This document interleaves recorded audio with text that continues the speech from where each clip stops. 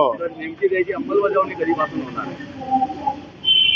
आता आपण या अधिवेशनामध्ये सावकारकीच्या संदर्भामध्ये एक बिल आणलं होतं की मागील कालखंडामध्ये सावकारकी करणाऱ्याला थोडासा दंड कमी होता, शिक्षा कमी होती आणि मग त्याचा सगळा मी सारांश अभ्यास घेऊन या ठिकाणी बिल आणलं.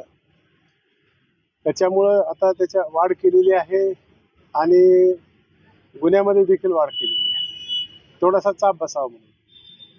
एकदम त्याच्यावर काही परिणाम होणार नाही, पण आता सुरुवात झालेली आहे. हे जे प्रकरण आहेत हे सगळे जुने आहेत, त्याच्यामुळे जुन्याही प्रकरणामध्ये माझं डिपार्टमेंट लक्ष घालत आहे. जिथं जिथं आम्हाला अशा प्रकारचं लक्षात आलं त्या ठिकाणी आमचे अधिकारी जाऊन आपली सरकारची भूमिका हीच राहिली की शेतकऱ्याच्या बाजूने आपल्याला सहकार्य करायचं. सर ज्या नेमकी शेतकऱ्यांना अंमलबजावणी पण केव्हापासून होणार आहे? सुरू झाली समजा की. सर हो ज्या शेतकऱ्यांना कर्जमाफीचा लाभ मिळत आहे हो त्यांना जे प्रधानमंत्री PM किसान हे आहे हो त्याचा लाभ मिळणार नाही अशी माहिती आहे. नाही, तसं काही नाही सांगितलंय. आणि 9वा हप्ता आज उद्या पडणार आहे. सर याच्यामध्ये काय ॲग्रिस्टॅक आणि आधार प्रमाणीकरण करताना शेतकऱ्यांना मोठ्या प्रमाणात अडचणी येत आहेत.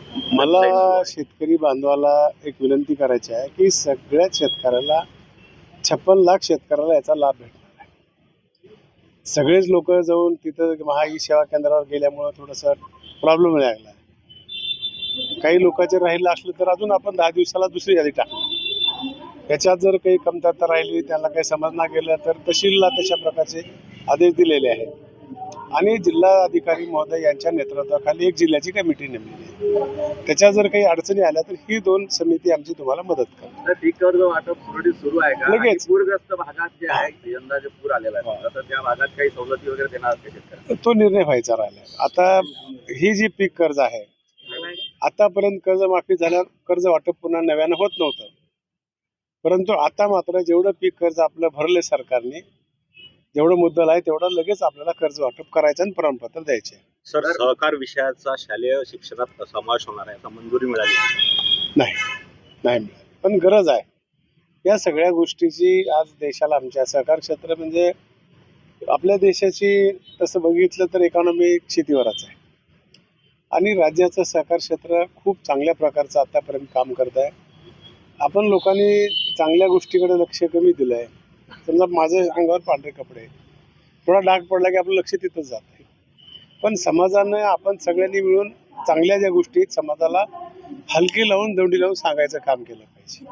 वाईट गोष्टी सांगायची गरज नसतात, आफीवर पसरत असतात. त्याच्यामुळे सहकार विभाग तशा प्रकारचं नियोजन मेळावे घेत आहे आणि लोकांमध्ये जागृती करायचं काम करते. तर सहकार विभागातर्फे सावकारांवर मोठे छापेमारी होत आहे, मात्र यात पारदर्शकता नाही असा एक आरोप होत आहे. तर यात काय बदल काय आणणार आहात का आपण? बघा कसं आहे, पारदर्शकच असते ते. कसं आता छापे मारल्यानंतर पारदर्शकच राहणार ना, त्याला कसं म्हणता येईल आपल्याला पारदर्शक नाही?